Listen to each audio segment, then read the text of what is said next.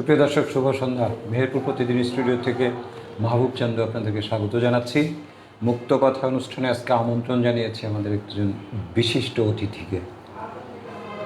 সকলের পরিচিত, আপনারা জানেন, মেহেরপুরের সিনিয়র সাংবাদিক এবং লেখক মোহাম্মদ রবিউল আলম, যিনি রাজশাহী বিশ্ববিদ্যালয়ের ছাত্র ছিলেন, দীর্ঘদিন ধরে ঢাকাতে বসবাস করছেন, ঢাকাতে সাংবাদিকতা করছেন, লেখালেখির সাথে জড়িত।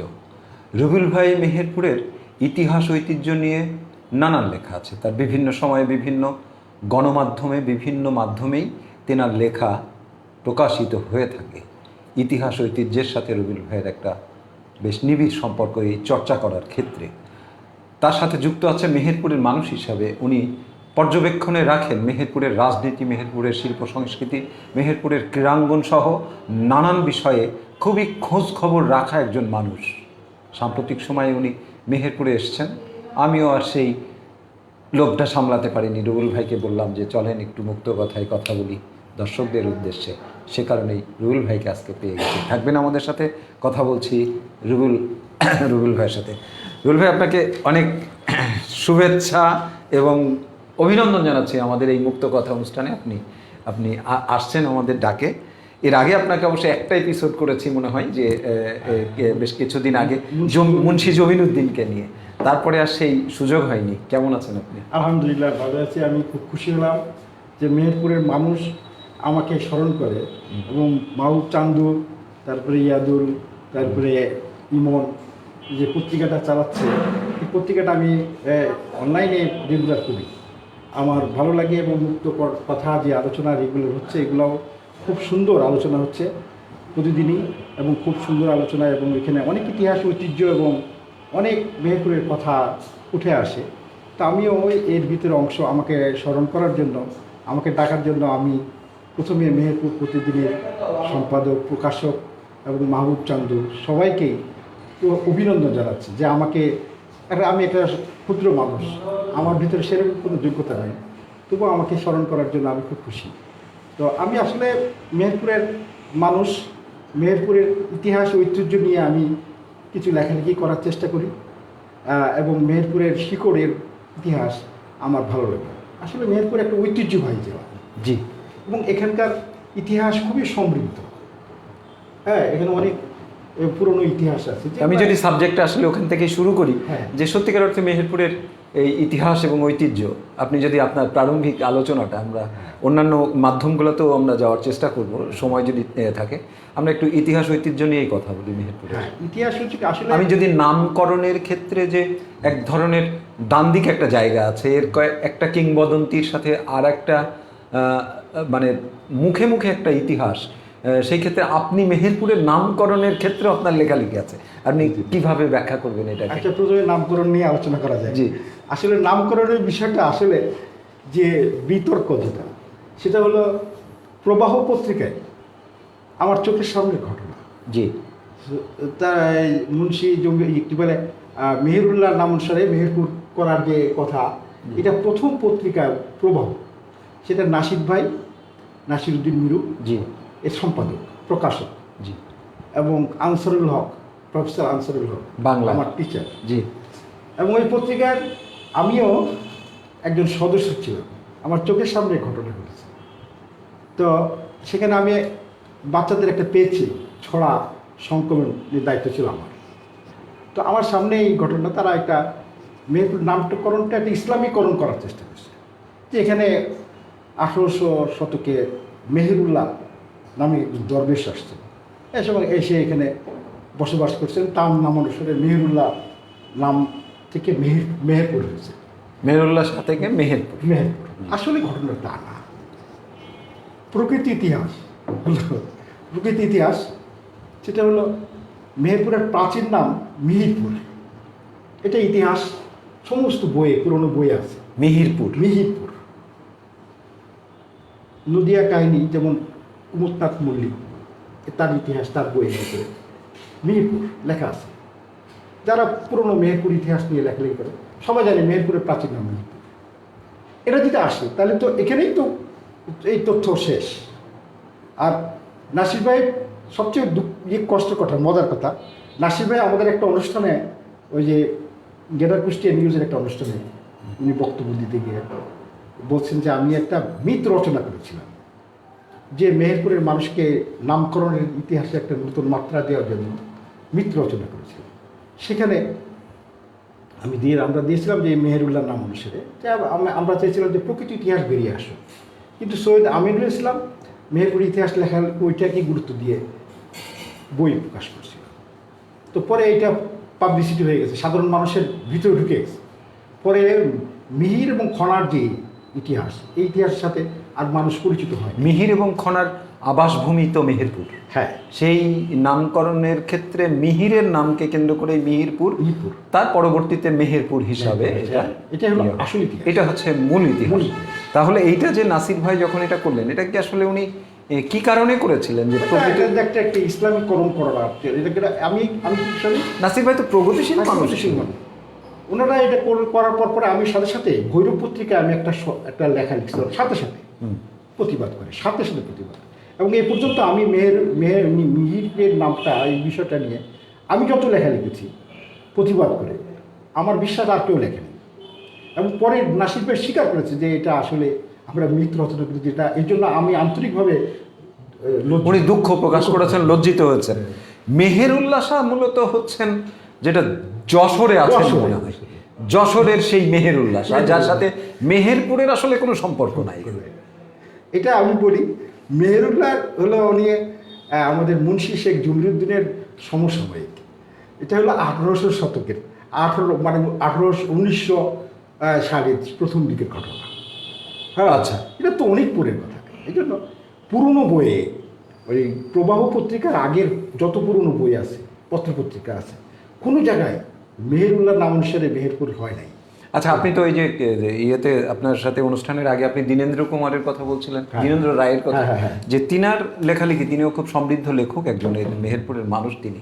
তো তিনার কোনো ইয়েতে প্রকাশনায় কি আছে এই ধরনের মেহেরপুরের নামকরণের ক্ষেত্রে? হ্যাঁ, উনিও বলেছেন যে মেহেরপুরের মিহিরপুর ছিলেন নাম, এবং উনিও মিহির এবং খনা সম্পর্কে লিখছেন। আর সবচেয়ে হলো কি, এই অঞ্চলের প্রাচীন বই হলো নদিয়া কাহিনী। নদিয়া কাহিনী, রাইট। তারপরে বাংলায় ভ্রমণ নামে একটা বই আছে। তারপরে শওকত আলী সাহেবের কুষ্টিয়ার ইতিহাস, হ্যাঁ, তারপরে বিশ্বকোষ, এইসব বইগুলোতে সবগুলোতে মিহির থেকে মেহেরপুর এবং মিহির খনার ইতিহাস। এবং কী বলে আমাদের কুমুদনাথ মল্লিক সাহেব সরাসরি তার বইয়ের ভিতরে লিখছেন যে এখানে মেহেরপুরে মিহির এবং খনা বসবাস করেছিলেন, এরকম লিখেছেন। অতএব মেহেরুল্লাহর নাম অনুসারে এই যে ইতিহাসটা, যে বিকৃত ইতিহাসটা বাদ দিয়ে দিলে, তাহলে ওইটাই থাকে যে মিহির এবং খনা। এবং মেহেরপুরের প্রাচীন নাম যে মিহিরপুর, এটা সবাই জানে, অতএব এটাই প্রতিষ্ঠিত। এবং আপনি চিনেন যে আমার বন্ধু, আপনার জুনিয়র আমাদের সদ্য প্রয়াত অধ্যাপক সাইদুর রহমান, ডক্টর সাইদুর রহমান, বাংলার চেয়ারম্যান ছিল ইসলামিক বিশ্ববিদ্যালয়ের। আমি সাইদুরকে জিজ্ঞাসা করেছিলাম মেহেরপুরের নামকরণের ক্ষেত্রে, আপনি খুব ভালো চেনেন সাইদুর, তার গবেষণা আছে, তার অনেক কিছু আছে। তো সেই ক্ষেত্রে সাইদুর, রাইট, খুবই পণ্ডিত্য তার। সেই সাইদুরকেও জিজ্ঞাসা করেছিলাম, সাইদুরও তখন বলেছিল যে আসলে মেহেরুল্লাহ শাহের এখানকার অস্তিত্ব আসলে এখানে নাই, এটা মিহির খনার সেই মিহিরপুর থেকেই মূলত মেহেরপুর। এর যে কিংবদন্তি, এটাই একটাই কিংবদন্তি যে মেহেরপুরের নামকরণের ক্ষেত্রে এটা সেভাবেই ব্যাখ্যা করেছিল। আপনি এটা নিয়ে তো লেখালেখি করেন। আমি যদি আর একটা বিষয় আপনাকে আলোকপাত করি, সেটাও কিন্তু একটা বানানো ইতিহাস কিন্তু আছে, সেটা হচ্ছে আমার আমঝুপি নীলকুঠি। আমঝুপি নীলকুঠি, সেখানেও কিন্তু আপনি যেটা বলছেন সেই আনসারুল স্যারেরই, আমারও স্যার উনি, আনসারুল স্যারেরই একটা মানে তৈরি ইতিহাস, যেটা আমার এখানে যারা প্রত্নতাত্ত্বিক যে বিষয় নিয়ে যারা গবেষণা করছে, আমার ওখানকার যে অবকাঠামোগত যে অবকাঠামোগুলো আছে, সেখানকার প্রত্নতাত্ত্বিক যে কত দিনের হতে পারে, এটা কত আগের এই কাঠামোটা, সেটা তো অবশ্যই তারা মানে বলে দিতে পারে, তাই না? তো সব মিলিয়ে উনি যে ইতিহাসের কথা ওখানে বলছেন, সেটাও তো খুব বিতর্কের ইতিহাস, যে এখানে হয়েছিল। সবচেয়ে মজার ঘটনা হল যে ওই আমঝুপি কুঠি বাড়ির নামটাই হলো নীলকুঠি। নীলকুঠি হলো নীল চাষের জন্য পরিকল্পনা করে একটি কুঠি করা হয়েছে, এটা জি। নাম হলো নীলকুঠি। এটা হয়েছে 1880-87 থেকে শুরু হয়েছে জি এবং এটা 1800 শতকের পরে এই ভাটপাড়া তারপরে আমঝুপি। আমঝুপি এই সমস্ত এই অঞ্চলে যত নীলকুঠি হয়েছে ওটা ওই পলাশী যুদ্ধের অর্ধ শতাব্দী পরের ঘটনা। জি জি এটা ইতিহাস স্বীকৃত। আর আমি ব্যক্তিগতভাবে বলি, আমি পলাশীর ইতিহাস নিয়ে গবেষণা করেছি। জি এটা তুমি জানো তো জি। যে আমি পলাশী নামে একটা পত্রিকা জি। প্রায় 1 যুগ মতো সম্পাদনা করছি এবং সেখানে আমি এটা নিয়ে গবেষণা করেছি এবং একটা সংখ্যা আমি স্মারক গ্রন্থ বের করেছি এই ইয়ার পরে নবাব সিরাজউদ্দৌলার উপরে একটা স্মারক গ্রন্থ আছে আমার সম্পাদনা। তো সেখানে আমি এটা গবেষণা করে দেখেছি এবং এটা নিয়ে বহু প্রতিবাদ করেছি। সেখানে যে নবাব সিরাজউদ্দৌলা এত চৌকস লোক ছিলেন যে লাস্ট যে চুক্তিটা হয়েছিল মীর জাফরের সাথে, সেটা একটা মহিলা সেজে ইংরেজ প্রতিনিধি তার সাথে চুক্তি ভিতরে ঢুকে তার বাসায় ঢুকে যে চুক্তিটা সই করেছিলেন এবং কাশিমবাজার কুঠি বাড়িতে ষড়যন্ত্র হয়েছিল এবং লর্ড ইয়ার কি বলে এইসব ষড়যন্ত্রের প্রকৃত ইতিহাস সব লেখা আছে। সেখানে কোনো জায়গায় আমঝুপি কুঠি বাড়ির কথা নাই, এটা সম্পূর্ণ ভিত্তিহীন। কাশিমবাড়ির ষড়যন্ত্র সেখানে আমঝুপি কুঠি বাড়িতে নিয়ে আসা, হ্যাঁ। তা আমঝুপি আচ্ছা। কুঠি তো তৈরি হয়নি। আচ্ছা, সবচেয়ে এটাই ছিল আসল কথা। অর্ধ শতাব্দী আগের ঘটনা, অর্ধ শতাব্দী পরের ঘটনা এতে হয় না। এটা আসল কাহিনীটা আমি বলি তোমাকে। আবুল হাসান চৌধুরী এই অঞ্চলের একজন ইতিহাস লেখক, জি। গবেষক। তো উনি ওই সময় কুষ্টিয়ার ডিসি ছিলেন সম্ভবত আবু হেনা সাহেব। তো উনি বললেন যে এরকম কিছু গ্র্যান্ট আসছে, কিছু টাকা পয়সা আসছে, ঐতিহাসিক জায়গায় করা হবে, কিছু টাকা পয়সা বরাদ্দ করা আছে। তো আপনি একটা কাজ করেন, সেটা হলো আমঝুপি কুঠি বাড়ির উপরে একটা কথিত আছে, এটা লিখে দেন। তো উনি প্রথম প্রকৃত ইতিহাস এটা উনি একটা পুস্তিকা বের করলেন, আবুল হাসান চৌধুরী। ওখানে লিখলেন যে কথিত আছে যে এখানে মীর জাফরের সাথে লর্ড ক্রাইবের ষড়যন্ত্র হয়েছে। এই কথাটা উনি প্রথম লিখলেন এবং আমরা এটা আবুল হাসান চৌধুরী। পুস্তিকার ভিতরে আবুল হাসান চৌধুরীর ঘটনা আমি বলি। আমি এটার অনেক প্রতিবাদ করেছি, অনেক লেখালেখি করেছি। তো উনি মেহেরপুরের সাহিত্য সম্মেলনে আসছিলেন, আমরা এটা প্রতিবাদ করছিলাম, উনি কোনো উত্তর দিতে পারেননি, নীরবে উনি পালায় গেছিলেন। আনসারুল প্রফেসরও প্রতিবাদ করেছিলেন, আমার মনে আছে, নাসির ভাই ছিল। মেহেরপুর পাবলিক লাইব্রেরিতে এটা প্রতিবাদ মানে সাহিত্য সম্মেলন, সাহিত্য মানে অনুষ্ঠান হয়েছিল। তো এই ঘটনাটা সম্পূর্ণ ভিত্তিহীন। এটার মূল ঘটনা হলো যে একটা গ্র্যান্ট নেওয়ার জন্য, সরকারি গ্র্যান্ট নেওয়ার জন্য, ঐতিহাসিক জায়গা নির্ধারিত করার জন্য ওখানে ওই টাকাটা বরাদ্দ করা হয়েছে। এটা তারপরে ফলকটা টাঙানো হয়েছে। এই ফলকের ভিতরে যে লেখা আছে সম্পূর্ণ ভিত্তিহীন, কিন্তু এটা ফলকটা কেউ সরায় নাই। এই ধরনের একটা ইতিহাস বিকৃত হলো, এক ধরনের, এটা আমরা বিকৃতই তো বলবো, তাই না? এর সাথে যুক্ত হলো সাম্প্রতিক সময়ে এই দুইটা ঐতিহাসিক জায়গা, আমঝুপি নীলকুঠি এবং ভাটপাড়া নীলকুঠি, এটা এখন ডিসি ইকো পার্ক নামে পরিচিত। এইবার আমাদের এই যে বর্তমানে যিনি ডিসি আছেন, ইনার আগের ডিসি জনাব আতাউল গনি সাহেব, ওনাকে আমি বলেছিলাম এই নামকরণের ক্ষেত্রে, আমি বললাম যে আপনি আমাকে বলেন যে এই দুইটা ঐতিহাসিক জায়গা, ভাটপাড়া নীলকুঠি এবং আমঝুপি নীলকুঠি, আপনি বলছেন এটা ডিসি ইকো পার্ক, তাহলে ওখানে যারা দর্শনার্থী, এই প্রজন্মের সন্তানেরা যারা ওখানে যাবে, তারা কোন ইতিহাসটা পড়বে আসলে? ডিসি ইকো পার্ক বলে কি আসলে সেখানে কোনো আর আমার পূর্বের দীনবন্ধু মিত্রের সেই নীলদর্পণের যে নীলকরদের যে কাহিনী, আর তাদেরকে কেন্দ্র করে এই নীলকুঠি, শুধু তাই না, আমাদের কুষ্টিয়া জেলার এই যে পাশেই যে দৌলতপুর থানা, এই দৌলতপুর থানাতে তো আপনার এই কুঠি আছে, সেম কুঠি, দৌলতপুরে সেম, মানে একই ডিজাইনের। তাহলে আপনার এই ডিসি ইকো পার্ক নিয়ে আমাদের কোনো আপত্তি নেই। আমার আর্গুমেন্টের জায়গা হচ্ছে যে আপনি ইতিহাসখ্যাত দুইটা দর্শনীয় জায়গা আপনি ব্যবহার করছেন ডিসি ইকো পার্ক নিয়ে, তাহলে আমার এই ইতিহাসের এই জায়গাটা তো ইতিহাসটা তো নষ্ট হবে, সেই ইতিহাসটা তো চাপা পড়ে যাবে যদি এটা চর্চা না থাকে, তাই না? কেন করলেন? অন্য জায়গায় করতে পারতেন। তো ওনার কাছ থেকে আমি কিন্তু সদুত্তর পাইনি।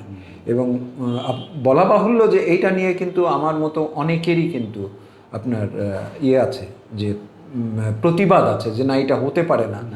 শুধুমাত্র করোনাকালীন সময়ের কারণেই এই প্রতিবাদটা দানা বাঁধেনি। তবে এটা নিয়ে অনেকেই মানববন্ধন করার কথা, এটা স্মারকলিপি দেওয়ার কথা, যে নাম পরিবর্তন করতে হবে। এই বাস্তবতায় কিন্তু করোনার মধ্যেই চলে আসছে ঘটনাটা, যার কারণে হয়নি। আপনি কিভাবে দেখেন এটাকে? হ্যাঁ, তা তো বটে, তোমার কথার সাথে আমি একমত। কারণ হলো ইতিহাসকে ইতিহাসের ভাবে ঐতিহাসিক দৃষ্টিভঙ্গিতে দেখতে হবে। যে এই যে নীলকুঠি, আমজীবী কুঠিবাড়ির ইতিহাস, এটা যদি নীলকুঠি আমরা স্বীকার করি, তাহলে অবশ্যই মির্জাফরের ষড়যন্ত্র, এটা ফলকটাকে ভেঙে ফেলতে হবে। রাইট। এটা ছাড়া কোনো বিকল্প নাই। এটা যারা করেছে তারা এটা বিকৃত চরিত্রের লোক, যারা ইতিহাসটাকে এইভাবে বিকৃত করেছে। আর এরকম ভাটপাড়ার যে ঘটনা, যে ইকো পার্ক, এগুলো তো আসলে মুখ্য না। বিষয়টা হলো আমার ইতিহাসটাকে তুলে ধরতে হবে সাধারণ মানুষের কাছে, যে আমাদের এই জায়গাটা এই কারণেই ঐতিহাসিক। তা আমি এই ঘটনার প্রতিবাদ করি। এবং আমি এই ঘটনার দুইটা ঘটনা, মেহেরপুরের বিকৃত ইতিহাস, একটা হলো নামকরণের ইতিহাস বিকৃত, আর একটা আমজীবী কুঠিবাড়ির যে বিকৃত ইতিহাস, এটার ঘটনার প্রতিবাদ আমি দীর্ঘকাল ধরে করে আসছি, দীর্ঘকাল, শুরু থেকে। তো এই জন্য আমি এই ঘটনাগুলোর ইতিহাসগুলো আমরা চাই যে প্রকৃত ইতিহাস বেরিয়ে আসবে। প্রকৃত ইতিহাসের সাথে আমাদের আন্তরিকতা থাকবে। বিকৃত ইতিহাস নিয়ে আমি রাজাগিরি করবো, এটা তো হবে না। হ্যাঁ, যেহেতু আমাদের এই মেহেরপুরটা ঐতিহ্যবাহী। জি। এখানে আমি বলি সংক্ষেপে পিছনের ইতিহাস।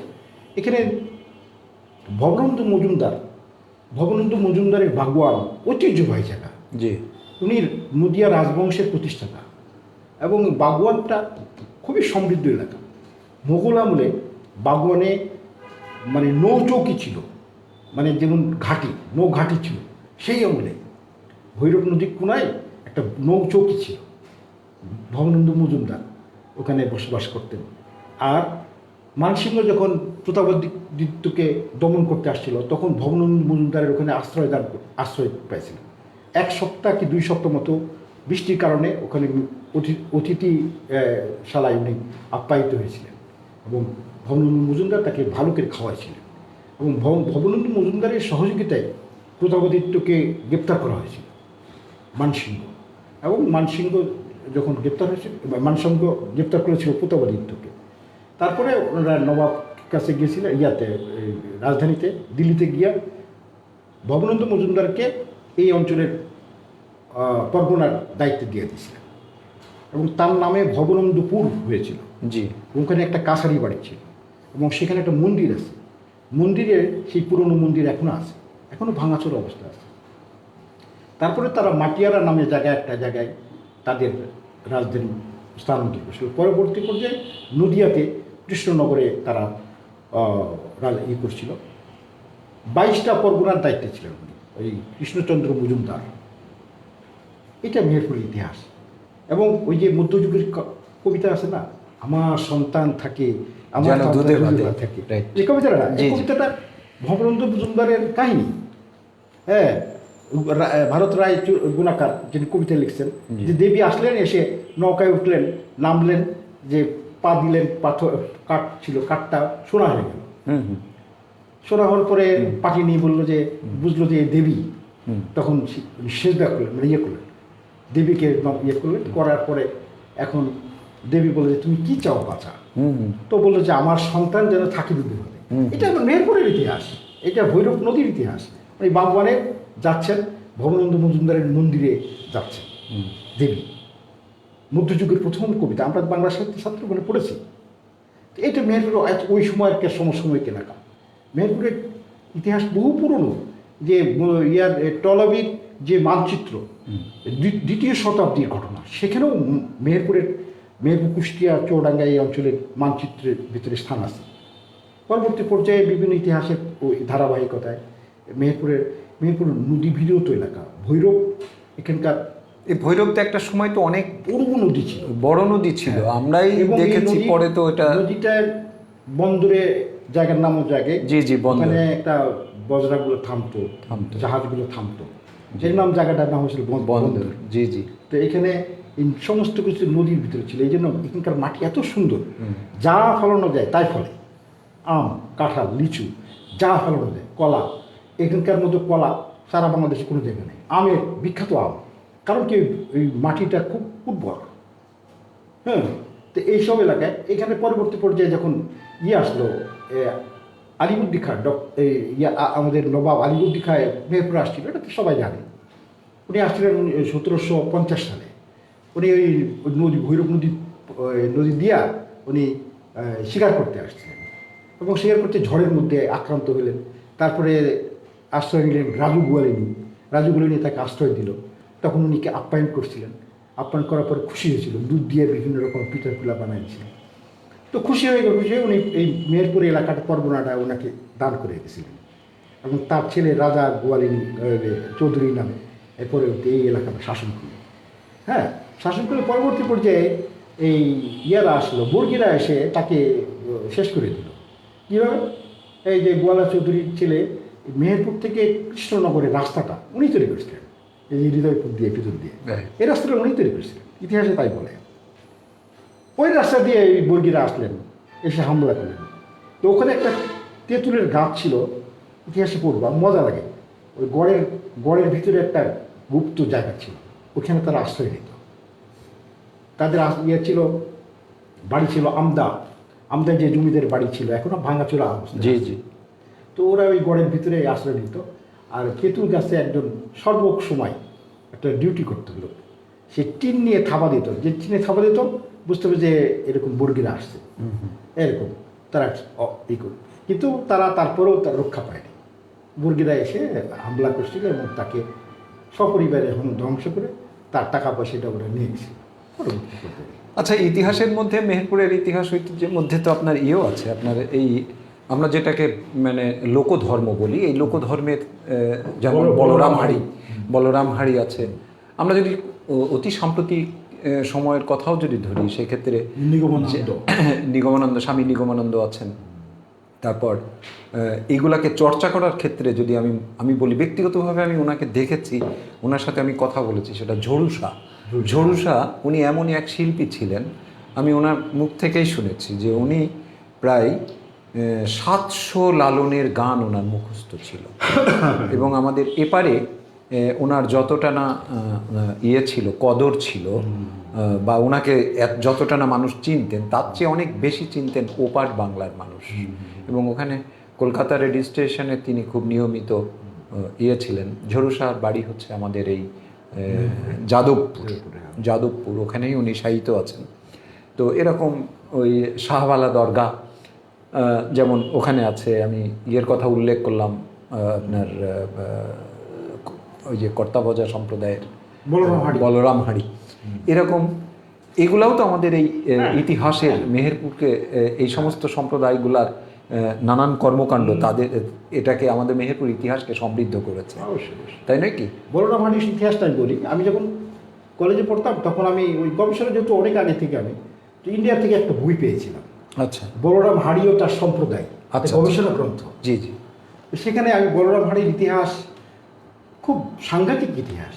উনি হিন্দুদের একটা বিশেষ গ্রুপের নিম্ন শ্রেণীর মানুষের একটা ধর্ম প্রতিষ্ঠা করেছিলেন, রাইট। তো ওনার ইতিহাসটা হলো খুব মজার। সেটা উনি ছিলেন খুবই গরিব মানুষ, বলরাম হাড়ি। উনি ছিলেন মেহেরপুরের এক জমিদারের দারোয়ান ছিলেন, গেটের দারোয়ান ছিলেন। দারোয়ান থাকতে থাকতে ওই জমিদারের একটা স্ত্রী, তার কিছু স্বর্ণ অলংকার এরকম হয়ে গেছে, চুরি হয়ে গেছে। স্ত্রী সন্দেহ করেছে যে এই দারোয়ানই চুরি করছে, আসলে চুরি করেনি সে। তো জমিদার এরকম তাকে ডাকছে, সে স্বীকার করেনি, আমি চুরি করিনি। তো জমিদার তাকে অত্যন্ত মারধর করছিলেন, সেই বলরামকে। মারধর করার পরে উনি খুব কষ্ট পাইছিলেন, মানসিকভাবে শারীরিকভাবে নির্যাতিত হয়ে খুব অসহায় হয়ে গেছিলেন। তখন উনি ঘর থেকে বেরিয়ে চলে গেলেন, নিরুদ্দেশ হয়ে গেলেন বলরাম হাড়ি। এবং নিরুদ্দেশ হয়ে বিভিন্ন ভারতের বিভিন্ন জায়গায়, বিহার, উড়িষ্যা, বিভিন্ন জায়গায় উনি পরিভ্রমণ করলেন। এবং এক পর্যায়ে দীর্ঘ কয়েক শতাব্দী পরে, মানে কয়েক যুগ পরে উনি সিদ্ধি লাভ করলেন। এবং ওনার একটা ধর্ম, বলরাম হাড়ি কর্তাভজা সম্প্রদায়, জি জি, এই সম্প্রদায় উনি প্রতিষ্ঠা করলেন। আমার মনে আছে ছোটোবেলায় আমি এক লেখকে দেখতাম, যেমন কাঠের না, তালের একটা পাত্র, জি। তালের গুড়ি দিয়ে তার একটা পাত্র, এসে বলতো বলরাম হাঁড়ি মা দুটো ভিক্ষা দাও গো, প্রেম করে করতো বলরাম হাঁড়ির সম্প্রদায়। আচ্ছা, ওনার কোনো ছবি পাওয়া যায় না? না। বলরাম হারির কোনো ছবি নাই? আমি দেখি নাই পর্যন্ত। হ্যাঁ, এটা অনেকেই খোঁজ করে যে আসলে এই এত বড় একটা মানে প্রতিষ্ঠাতা, এবং শুধু বাংলাদেশে না, ইন্ডিয়াতে বিভিন্ন জায়গায় ফলোয়ার আছে তার, ফলোয়ার্স আছে তার, প্রচুর, অসংখ্য ফলোয়ার্স। এবং ওই একটা বিশেষ সময়ে তারা মেলায় অংশ নেয় এখানে এসে। এখন তো বেদখল দিয়ে জায়গাগুলো বেদখল হয়ে গেছে। পরে ওই জমিদার খুব অনুতপ্ত হয়েছিলেন এবং তাকে সহযোগিতা করেছিলেন এবং তাকে জায়গা দিয়েছিলেন এবং ওখানে একটা মন্দির বানাই দিয়েছিলেন। এবং তার যে জুতা খড়ম ওখানে এখনো হয়তো রাখা আছে জানি না, ওই সময় ছিল। তা আমি ওই সময় থেকে ওই পড়াশোনা করতাম ওই সম্পর্কে, তা আমার খুব আগ্রহ হতো যে। আচ্ছা, মেহেরপুরে কি তাহলে এই যে মানিক পীরের আমরা গান শুনতাম ছোটবেলায়, এই মানিক পীরের অবস্থানও কি মেহেরপুরে ছিল? হ্যাঁ, মানিক পীরের অবস্থান যে সেই গানটা ছিল না এমন, যে মানিক ফিরে আয় ফিরে আয় ফিরে আয় তোর মার কোলে, সোনার চাঁদ মানিক আমার ফকির হয়েছে, এরকম করে গান করতে যেত, ওই করতো, ওই চাল তুলতো। হ্যাঁ, তো বিভিন্ন রকমের করতো। এই মানিক পীরের অবস্থানও কি আসলে মেহেরপুরে এরকম ছিল, তবে আমি এটা ডিটেলস অত জানি না। তবে আমার কাছে ওই বলরাম হাঁড়ির ইতিহাসটা আমার কাছে খুব মজা লাগে। আরেকজনের কথা তোমাকে বলবো আমি, সেটা হলো কবি কৃষ্ণকান্ত ভাদুড়ী। কৃষ্ণকান্ত ভাদুড়ী, আচ্ছা। ইনি ছিলেন নদিয়া রাজবংশের কৃষ্ণ মজুমদারের সভাকবি ছিলেন। উনি অনেক কবিতা রচনা করেছেন, মুখস্থ কবিতা মানে আবৃত্তি করতেন এবং খুব চমৎকার। তার বাড়ি ছিল মেহেরপুরের বাড়িবাগা গ্রামে। বাড়িবাগা গ্রামে উনি বড় একজন কবি ছিলেন। তার কবিতা পাওয়া যায়, ইন্টারনেট সার্চ করলে আমি দেখছি অনেকগুলো কবিতা আমি দেখেছি, খুব সুন্দর সুন্দর কবিতা। বলরাম হাঁড়ি এইকেবারে কৃষ্ণকান্ত ভাদুড়ী এই কবি। তারপরে আসে পরবর্তী পর্যায়ে আমাদের মুন্সি জমিরুদ্দিন, ওনার উপরে তো আমার একটা বই আছে। জি। মুন্সি জমিরুদ্দিন এই মেহেরপুরের একজন বিশিষ্ট ব্যক্তি এবং ইসলাম প্রচারক। তো ইসলাম প্রচারক হলেও কী হবে, উনি খুব আন্তর্জাতিক মানে বুদ্ধিজীবী ছিলেন। উনি ইংরাজি, বাংলা, হিন্দি, উর্দু এবং ফার্সি ভাষা, তারপরে হিব্রু ভাষা এগুলো পড়াশোনা করেছেন। ইসলামী লাইনে কিন্তু তার পড়াশোনা ছিল না, যে মাদ্রাসা মক্তবে পড়াশোনা করছিলেন কিছু, কিন্তু পরবর্তী ইসলামী লাইনে মাদ্রাসা লাইনে পড়াশোনা পড়েনি। কিন্তু আন্তর্জাতিক খ্যাতিসম্পন্ন একজন ইসলামী চিন্তাবিদ মুন্সি মেহেরুল্লাহ এবং মুন্সি জমিরুদ্দিন, উনি সেই সমসাময়িক সময়ে 1800 শতক থেকে পরে উনি এক খুব ইসলামী চিন্তাবিদ, যখন মুসলমানদের করুণ অবস্থা ছিল। তো উনি এরকম তখন খ্রিস্টান হয়ে গেছিলেন প্রথম জীবনে। হ্যাঁ, ওই যখন স্কুলে পড়তেন কৃষ্ণনগরে পড়াশোনা করতেন, ওই সময় খ্রিস্টান সেন্ট জোসেফ স্কুলে মনে হয় উনি সেই খ্রিস্টান হয়ে পড়াশোনা করেছিলেন। ওই সময় উনি খ্রিস্টান হয়ে গেলেন। এখন খ্রিস্টান হওয়ার পরে উনি 8 বছর খ্রিস্টান ছিলেন। তো জি ডিগ্রি অর্জন করছিলেন এলাহাবাদ কলেজ থেকে। তো পরবর্তী উনি খ্রিস্টান পাদ্রী হিসেবে খুব প্রতিষ্ঠিত হয়ে গেছিলেন এবং উনি কী করতেন, মুসলমানদের বিরুদ্ধে উনি বহু লোককে খ্রিস্টান করে ফেলেছিলেন। তো এক সময় এরকম উনি একটা প্রবন্ধ লিখলেন খ্রিস্টান বান্ধব পত্রিকায়, যে আসল কোরআন কোথায়।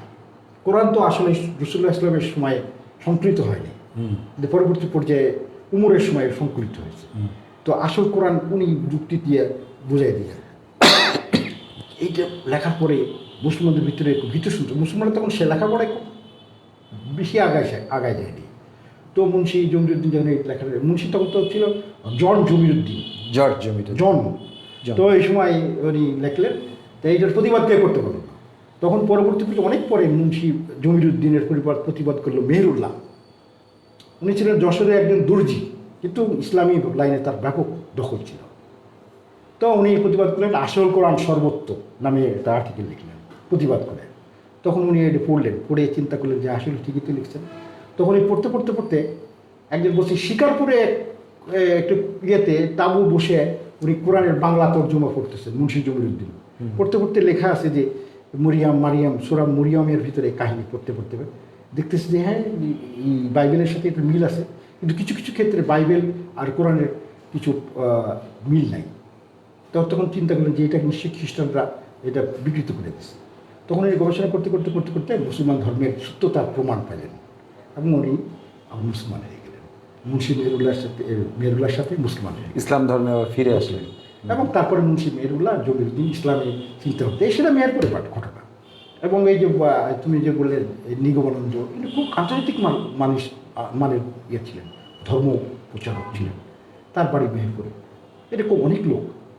তারপরে এই যে দীনেন্দ্র কুমার রায়, দীনেন্দ্র কুমার রায় আমাদের মেহেরপুরের অহংকার। কারণ দীনেন্দ্র কুমারের দৈনিক ভূষণতী পত্রিকার সম্পাদক ছিলেন এবং রহস্য লহরী, এই যে আজকে রহস্য উপন্যাসের উনি প্রতিষ্ঠাতা, এবং উনি 500 লিখছেন রহস্য লহরী সিরিজ, এবং তার বই লেখা বই এখনও কলকাতা বিশ্ববিদ্যালয়ে পাঠ্য। পল্লীচিত্র, তুমি তো জানো, পল্লীচিত্র নামে তার যে বই, পল্লীচিত্র, পল্লীর কথা, এরকম কটা বই আছে তার, সেগুলো কলকাতায় পড়ানো হয়। আমি সেটা ভূমিকা দেখছি।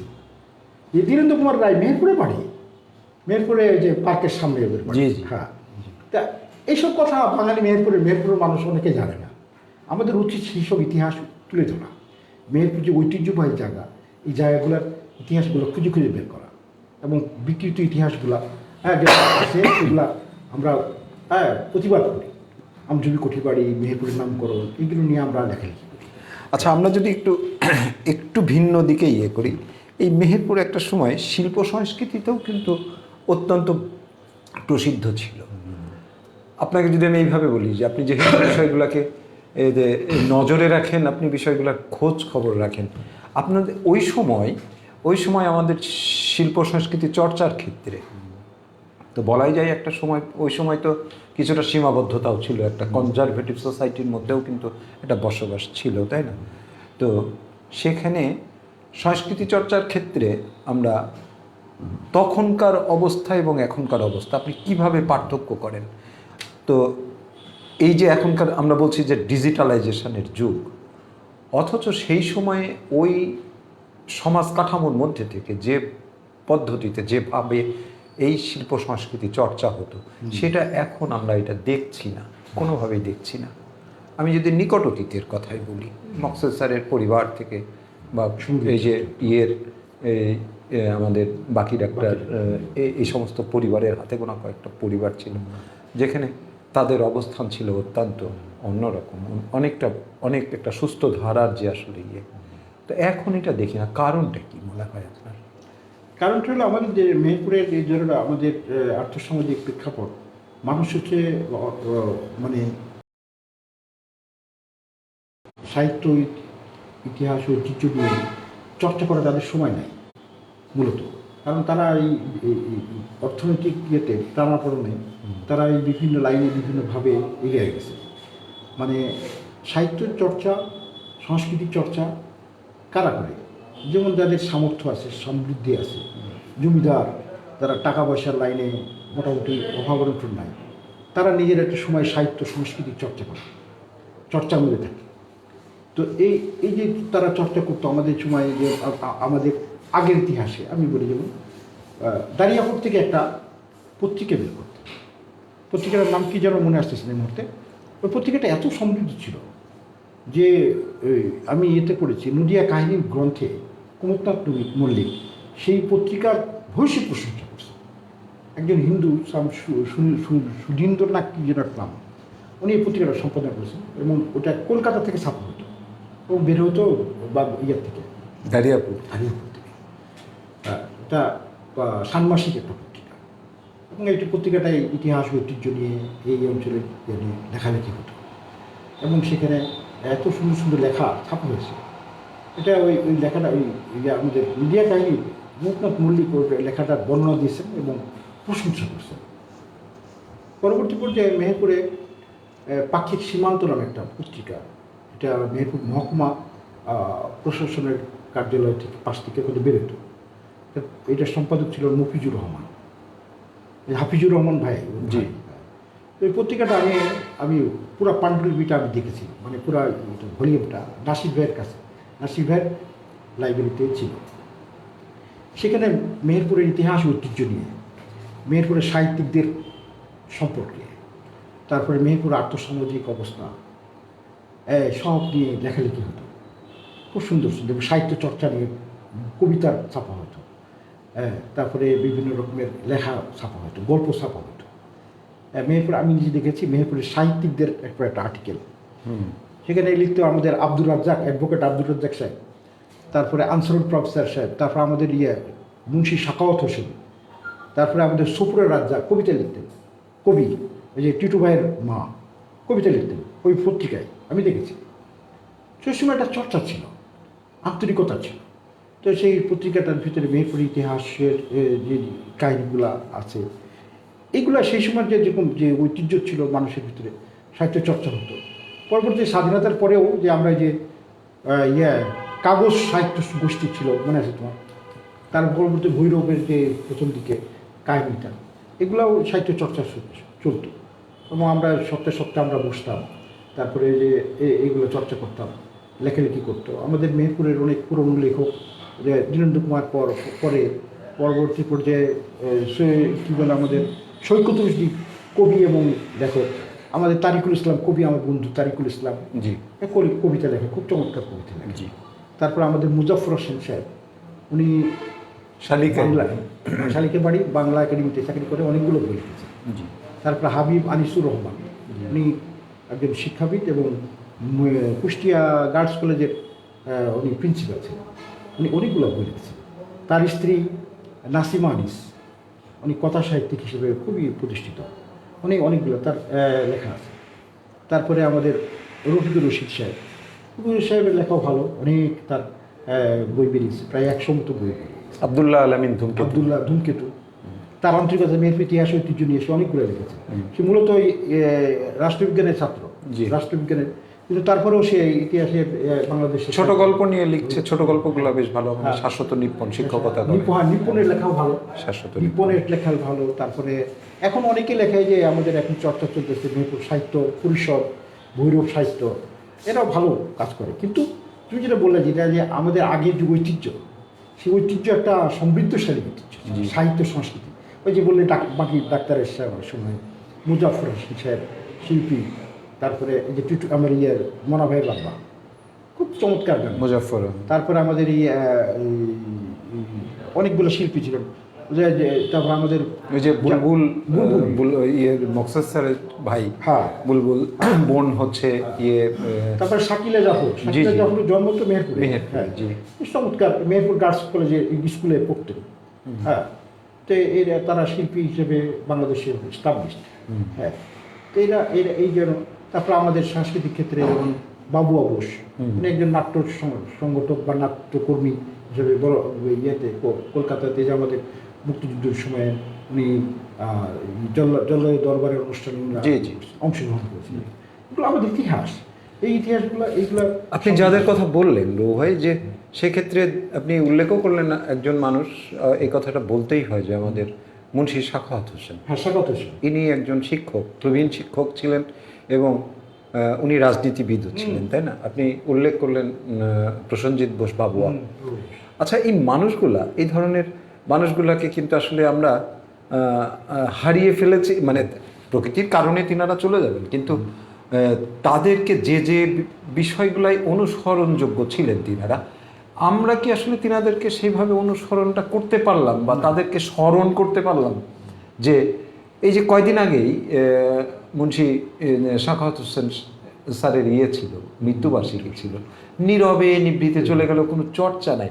তাহলে যদি আমাদের সামনে অথবা পিছনে কোনো আইডল যদি আমরা আসলে না চিন্তা করতে পারি, যদি না রাখতে পারি, তাহলে কি আসলে প্রজন্ম আসলে কিভাবে কোন রাস্তায় যাবে? তো সেক্ষেত্রে এটা কি একটা দৈন্যতা না বলেন? আমরা যদি ইদ্রিস হাজির কথা বলি, এরপরে আমরা যদি ইসলাম স্যারের কথা বলি, এনারা তো আসলে আমাদের খুব নিকট অতীতের মানুষ, তো তাদেরকে তো আসলে স্মরণীয় বরণীয় ভাবার জন্য যথেষ্ট তাদের অবদান আছে এই মেহেরপুরের প্রেক্ষাপটে। মেহেরপুর ছোট্ট, ভৌগোলিক কারণেও মেহেরপুর খুব ছোট জায়গা, যে কুষ্টিয়া এবং চুয়াডাঙ্গার জাস্ট পকেটটা হলো মেহেরপুর। এখানে বাইরের মানুষের আনাগোনা কম, আমরা নিজেরা নিজেদের মধ্যে বেচা কেনা ব্যবসায়ীভাবে একে অপরের প্রায় সবাই আত্মীয়, সবাই সবাইকে চিনে।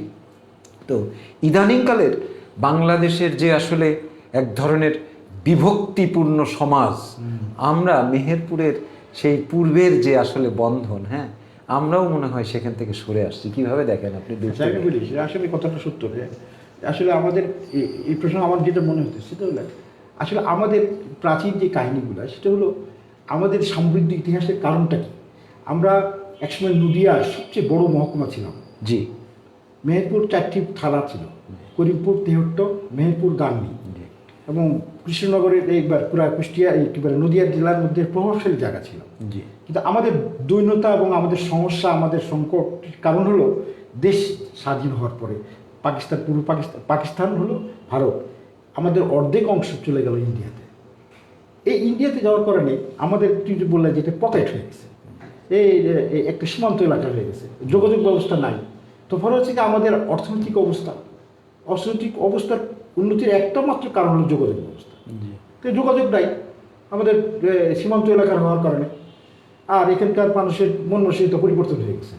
তো ফলে হচ্ছে কি আমাদের যে আগে যে সাংস্কৃতিক ঐতিহ্য, আগে ছিল আমরা কলকাতামুখী ছিলাম, কলকাতার সংস্কৃতি, কলকাতার গান বাজনা, মানুষ সকালে কলকাতা যেত আবার বিকেলে কলকাতা থেকে আসতো। হ্যাঁ, কলকাতার সাথে তখন রিলেশন ছিল। আমার মনে আছে আমার দাদা ব্যবসায়ী ছিলেন, উনি ব্যবসা করতেন কোথায়, ঢাকায় তা না, উনি কলকাতার সাথে ব্যবসা করতেন। কলকাতা ছিল তখন কাছে, বজরার নৌকার ভিতরে কাঠ নিয়ে চলে যেতেন, নিয়ে গিয়ে ব্যবসা করে চলে আসতেন। আর দাদা মারা যাওয়ার পরে তখন আমার বাবার 2 ভাই, তখন তারা কী করলো, তারা একটা ব্যবসায়ী তাদেরকে নিয়ে গেল, সেই ব্যবসায়ী সেই কলকাতায় নিয়ে গেল, কলকাতায় নিয়ে টাকা পয়সা হিসাব নিয়ে আসলেন। তখন ব্যবসা ছিল আমাদের ছিল কলকাতার সাথে রিলেটেড। কলকাতার সাথে রিলেটেড হওয়ার কারণে আমাদের সাহিত্য, সংস্কৃতি, অর্থনীতি, হ্যাঁ, এরকম ছিল। বঙ্কিমচন্দ্র চট্টোপাধ্যায় মেহেরপুরে আসছেন, হ্যাঁ, এরকম অনেক ইতিহাস পাওয়া যায়। কারণ কি তখন সমৃদ্ধ ছিল জায়গা। ধীরেন্দ্র কুমার রায় এখান থেকে লেখালেখি করতেন, মেহেরপুরের শেষ জীবনে মেহেরপুরে কাটিয়েছিলেন এবং মেহেরপুরে বসে উনি লেখালেখি করতেন এবং সেই লেখাগুলো ছাপা হতো কলকাতার পত্রিকায়। হ্যাঁ, তো ওই সংকট তুমি যেটা বললে সেটা সংকটের কারণই হলো ওইটা, আমাদের যে অর্থনৈতিক, রাজনীতিক এবং সব কিছুই আমরা পকেট হয়ে গেছিলাম। পরবর্তীতে এখন আল্লাহর মধ্যে এখন অনেক যোগাযোগ ব্যবস্থা ভালো হয়েছে। জি। হ্যাঁ, আমি যেটা বললাম তোমাকে কিছুক্ষণ আগে, যেটা ধীরেন্দ্র কুমার রায়ের লেখার ভিতরে আমি পড়েছি যে মেহেরপুরে এত ছিল, যোগাযোগের মাধ্যম কম ছিল যে মেহেরপুর থেকে চুয়াডাঙ্গার যাওয়ার একটা মাধ্যম ছিল মাত্র একটা, এটা 100 বছর আগের কাজ, একটা ডাকের একটা গাড়ি, ভ্যান গাড়ির মতো, মাত্র কয়েকজন লোক মেহেরপুরে যেতে পারতো, চুয়াডাঙ্গা যেতে পারতো। তো চুয়াডাঙ্গা যেতে পারতো, তারা ওই ডাকের গাড়িতে চুয়াডাঙ্গা যেত, টম টম টম করতে করতে যেত, গিয়ে তারা ভয়ে আতঙ্কে থাকতো ওই দরবেশপুরের জায়গাটায়, ওখানে গিয়ে ডাকাতরা থাকতো। আজকে চিন্তা করো, আজকে মানুষ কত লক্ষ লক্ষ মানুষ ঢাকা আসা যাওয়া করতেছে, কিন্তু ওই সময়টা এরকম অবস্থা ছিল, ডাকে আসা যাওয়া করতো।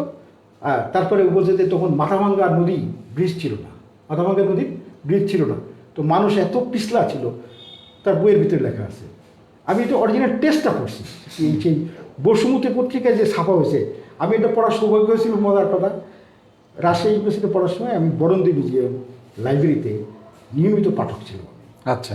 সেখানে বরন্দী মিউজিয়াম লাইব্রেরি খুব রিচ লাইব্রেরি ছিল, সেখানে অনেক পুরনো বই, পত্রিকা, সংকলন, অরিজিনাল টেস্ট পাওয়া যেত। আমি ওই লাইব্রেরি ঘেটে পড়তাম। বসুমতী পত্রিকা যেহেতু সম্পাদক। আপনি যখনকার কথা বলছেন, এটা তো বটেই, তার কারণ আমরা স্বাধীনতা পরবর্তী সময় বা স্বাধীনতা জাস্ট ইমিডিয়েট পূর্ববর্তী সময়ের কথা যদি বলি, আমি নিজেই তো দেখেছি। আমার নানার বাড়ি হচ্ছে ভালাইপুর গোকুলখালী। তো এই যে গাড়ি যেগুলো চলতো, বাস যেগুলো চলতো, যে বাসে আমরা যাওয়া আসা করতাম, সেই বাসটাও তো এই হ্যান্ডেল দিয়ে স্টার্ট করা হতো, সুরমুখী। জি জি জি জি, সামনে একটা জিপ টাইপের দিয়ে হ্যান্ডেল এইভাবে ঘুরিয়ে ইঞ্জিন স্টার্ট করা হতো, তাই না? সমস্ত রাস্তাগুলো যে আসলে খুব ভালো ছিল, ভাঙাচোরা রাস্তা। কিছু কিছু জায়গায় ছিল আপনার সেই ব্রিটিশদের রাস্তা, আপনার ওই কংক্রিটের যে রাস্তা, মোটা করে কংক্রিটের রাস্তা। তো সেদিনকার কথা আমরা দেখলাম, আমরা স্বাধীনতার পরেই, তাই না? কিন্তু আমি আসলে যেটা বলতে চাচ্ছি যে সেই ধরনের একটা সময়ে, হ্যাঁ, আমরা ছোট মানুষ তখন, সেই সময়ে আমরা দেখতাম যে সমাজের একে অপরের প্রতি যে মানুষের যে আসলে শ্রদ্ধাবোধ, যে বন্ডিংটা, এইটা তো হারিয়ে গেল। আমরা কি আসলে এই অবকাঠামোগত উন্নয়নের ভিড়ে আমাদের জিডিপি বৃদ্ধির সাথে সাথে আমাদের মানবিক চর্চার জিডিপিটা এত প্যারামিটারটা কমে গেল? আপনার যে আসলে মেহেরপুরটা সারা বিশ্বেরই আর কি অবস্থা, মানে আমাদের দেশের অর্থ মানে মানসিকতা, মানুষের প্রতি ভালোবাসা, শ্রদ্ধাবোধ, এই যে বিষয়টা, এটা শুধু মেহেরপুরটা, অনেক সব জায়গারই একই অবস্থা আছে। মানুষের প্রতি সম্মান করার যার আগে যে টেন্ডেন্সি ছিল, আমি ছোটোবেলায় দেখতাম যে বা মুরব্বী মানুষদের সম্মান করতো, মানুষের শ্রদ্ধা করতো। এখন সম্মানী লোককে সম্মান করে না মানুষের, বয়স্ক লোকদেরকে আগের মতো ইজ্জত করতো। আমার মনে আছে আগে আমরা ছোটোবেলায় যখন স্কুলের টিচারকে দেখতাম, তো সাইকেল থেকে নেমে এসে সালাম দিতাম, সালাম আলাইকুম স্যার। আর এখন সাইকেল নিয়ে বিড়ি হাতে দিয়া সিগারেট খেয়ে চলে যায়, সার পাশে কোনো খবর নেই। এই যে শ্রদ্ধাবোধ, এখন পাশে রিক্সা দেখতেছে, এক রিক্সার মধ্যে শিক্ষকও আছে, ছাত্রও আছে, চলতেছে। কিন্তু আগে শ্রদ্ধা থাকতো, শিক্ষক আমার শিক্ষক, আরে বাপরে বাপ। মুরব্বী মানুষ, উনি একটা হাজি মানুষ, একটা সম্মানী লোক, তাকে দেখলে আমরা সালাম দিতাম। আগে জমিদার বাড়িতে এরকম যাইতো, মানুষ যখন এই জমিদারের পাশ দিয়ে যেত, তখন মাথা নত করে জমিদারের পাশ দিয়ে যেত বাড়ির কাছ থেকে, জমিদার থাকুক বা না থাকুক। এই যে শ্রদ্ধাবোধ, এটা তো নাই। এটা তো ওই ডিজিটাইজেশন করার কারণে, মানুষের মন মানসিকতা পরিবর্তন হওয়ার কারণে সারা বিশ্বের যে উন্নতি হয়ে গেছে, এটা মানুষ আর আগের মতো নাই। এখন মানুষ এখন সম্মান নাই, টাকা আছে, মনে করে যে আমি মুই কি হুনুরে, আমি ভাবটা এরকম যে আমি কিছু হয়ে গেছি, টাকা হয়ে গেছে আমার। কিন্তু আসলে তা না, সেই সেই যে আমাদের যে সামাজিকতার যে বিষয়টা, এগুলো হারিয়ে যাচ্ছে দিন দিন। রুবাই, আমি আর একটা সাবজেক্টে একটু টাচ করতেই চাই। আপনি দীর্ঘদিন সাংবাদিকতা লাইনে আছেন, দীর্ঘদিন।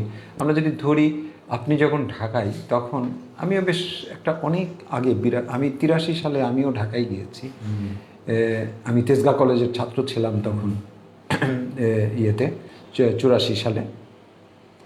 তো ইন্টারমিডিয়েটের ছাত্র আমি তখন 83 সালে তেজগাঁ কলেজের। আমি আপনাকে যেটা বলতে চাচ্ছি যে আপনার সাংবাদিকতার জীবন, আমি মুক্তিবাণীতে অনেক গিয়েছি। মুক্তিবাণীর সেই সময় আমাদের প্রথিত যশা সাংবাদিক আলহাজ শামসুল হুদা, ওনার সান্নিধ্য পেয়েছি আপনার মাধ্যমে। ঠিক আছে, ওনার একটা বিখ্যাত উক্তি আমি মাঝে মধ্যে বিভিন্ন জায়গায় করে থাকি, যে মফস্বলের সাংবাদিক বাড়িতে বদনা চুরি হলে লিড নিউজ হয়। হ্যাঁ, তো এ ধরনের কথা উনি বলতেন, খুব রসিক মানুষ ছিলেন। তো এই যে একটা দীর্ঘ সময় আপনি এই লাইনটায় আছেন, মেহেরপুরের সাংবাদিকতা, মেহেরপুরের গণমাধ্যম, আপনি ঢাকাতে বসে কিভাবে দেখেন? যারা আমরা গণমাধ্যমের সাথে যুক্ত, বেশিরভাগই আপনার সব জুনিয়র আমরা, সেক্ষেত্রে মেহেরপুরের গণমাধ্যম বা মেহেরপুরের সাংবাদিকতা কিভাবে দেখেন আপনি? হ্যাঁ, ঠিক আছে। আমি রাজশাহী বিশ্ববিদ্যালয়ে পড়ার সময় থেকে আমি সাংবাদিকতার সাথে জড়িত ছিলাম। এই সময় একটা পত্রিকার রিপোর্টার ছিলাম রাজশাহী বিশ্ববিদ্যালয়ে। ওই ঢাকায় সৈকতুষ্টি নাম করা সাংবাদিক। জি জি, উনি কানাডায় আছেন। উনি তখন ওই টাইমস পত্রিকায়, দৈনিক দেশ পত্রিকায় সাংবাদিকতা করতেন। কে? রুশদি ভাই। রুশদি ভাই, আমি একটু থামাই আপনাকে। রুশদি ভাইয়ের একটা পোস্ট দেখলাম, এই আমাদের ডক্টর ইনামুল হক, এই যে মারা গেলেন, সাংস্কৃতিক মানে নাট্যশিল্পী, এবং উনি বুয়েটের শিক্ষক।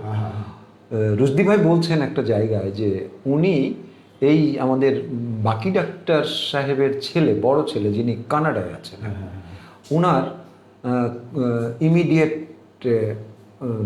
ইমিডিয়েট 1 বছর না 2 বছরের বড় ছিলেন, ইনামুল সাহেবের বড় ছিলেন। তো ওনার সান্নিধ্য পেয়েছিলেন, ওখান থেকে মেহেরপুরের পরিচয়। তো ওনা একটা নাটকের একটা ডায়লগ উনি মেহেরপুরের নাম ইনক্লুড করেছিলেন, যে উনি একজন এই ইয়ের মধ্যে আপনার শহরের যে যান্ত্রিকতা, মেট্রোপলিটন বা কসমোপলিটন সিটির ভিতরে যে শহরের যে যান্ত্রিকতা, সেই যান্ত্রিকতার বিপরীতে উনি আসলে খুব নিরিবিলি থাকতে চেয়েছিলেন। বললেন যে আমি আসলে একটা শিক্ষকতার চাকরি নিয়ে মেহেরপুরে চলে যাব। হ্যাঁ, বুঝছেন, আমি শুনে খুব ভালো লাগলো। আর এনামুল সাহেবের মতো, আমি তার বিদেহী আত্মার শান্তি কামনা করছি, তো তিনার মতো ওই মাত্রার একটা মানে নাট্যাভিনেতা, নাট্যকর, নির্দেশনা সবই তিনি, মানে পাণ্ডিত্য তার, তো উনি সেটা ইনক্লুড করেছিলেন।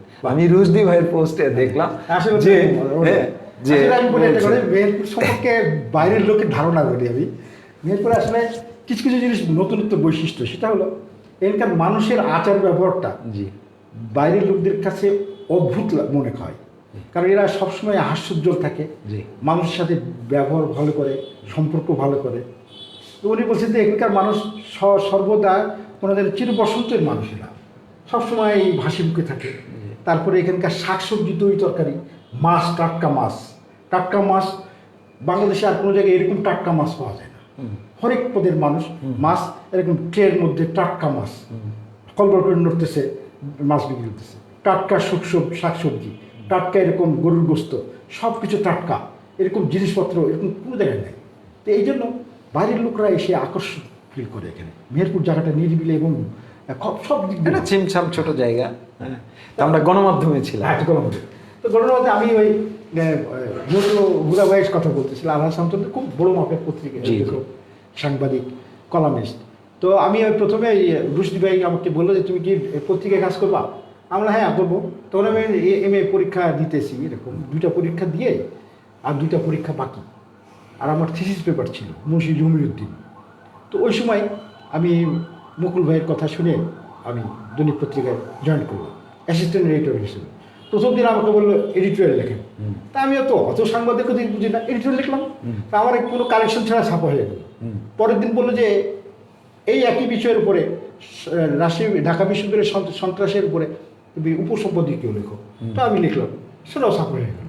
আমি সাংবাদিকতায় ঢুকে গেলাম। পরে আবার বাকি 2টা পরীক্ষা দিয়ে আবার জয়েন করলাম। তার পরবর্তী মুক্তিবাড়িতে আসলাম। মুক্তিবাড়িতে খুব বহুপ্রসারী পত্রিকা। তবে হুদা সাহেবকে মেহেরপুরে নিয়ে এসেছিলাম, আমার তো মনে আছে। জি জি। তো মেহেরপুরে মুজিবনগর ঘুরায় ওই আমাদের কবি সামাদুলের একটা অনুষ্ঠানে উনি চিফ গেস্ট ছিলেন মুজিবনগর আমজুবি কুটি বাড়িতে। পরে প্রেস ক্লাবে তখন ওই যে হোটেল বাজারে কি বলে কাশারি বাজারে ওখানে একটা প্রেস ক্লাব, ছোট্ট ঘর, সেখানে আমার মনে আছে শহীদুদ্দিন সাহেব ছিলেন, আহমদ আলী সাহেব ছিলেন, তারপরে আমাদের তখন MP ছিল রমজান আলী, উনিও ছিলেন। তখন উনি কিছু বক্তব্য দিয়েছিলেন। তো হুদা ভাই পরবর্তী পর্যায়ে মেহেরপুর নিয়ে অনেক লেখালেখি করছিলেন এবং লেখালেখিতে কাজ হয়েছিল। আমার প্রমাণ আমি বলি, উনি একটা লেখা লিখছিলেন মেহেরপুর রাস্তাঘাটের উপরে। তারপরে তখন এই রাস্তাটা ওই এই ইয়ের থেকে ঢাকার পরে রাস্তাগুলো যে পাথুরিয়া ঘাটের পরে ভাঙাচোরা ছিল। জি জি। তো লেখার পরে উনি সকালবেলা আমি হুদা সাহেবের সামনে বসলাম, বসে দেখছি যে এরশাদ সাহেব টেলিফোন করছে। এরশাদ সাহেব প্রেসিডেন্ট তখন। তো হুদা সাহেব ওই সময়তেই হলো ওই রাস্তা। হ্যাঁ রাস্তাটা। তো ওই সময় এরশাদ সাহেবের একটা কবিতা মনে আছে তোমার, ওই যে মুজিবনগরের ফলকে লেখা ছিল। জি জি। তো আমাকে হুদা ভাই বললো যে এই কবিতাটা কপি করে দে, আমাকে লিখে দে। তা আমি এবার নফিস সাংবাদিক ছিল, নফিসকে বললাম যে তুমি এটা কপি করে দাও আমাকে। হুদা ভাই কি করলো, ওই কবিতাটা সুন্দরভাবে এডিটোরিয়ালের ভিতরে, পোস্ট এডিটোরিয়ালের ভিতরে ঢুকাই দিল যে আলহাজ সাহেব কি বলে এরশাদ সাহেব, হুসেন মোহাম্মদ এরশাদ কবি কবি। এরশাদ সাহেব তো মহা খুশি হয়ে গেল, কবিতা হুদা ভাই গিয়ে কবিতা করছে এটা। তো এরশাদ সাহেব সকালে টেলিফোন করছে যে এরকম আপনি তখন দৈনিক জনতা পত্রিকার এডিটর উনি হুদা ভাই, তো বিরাট এরশাদ সাহেবের কাছে না মর্নিং নিউজ পত্রিকার এডিটর ছিলেন উনি। তো উনি লিখছেন, লেখার পরে এরকম হুদা সাহেবকে বলছেন টেলিফোনে যে আপনার সমস্ত দাবি আমি সব পুরা করে দেবো।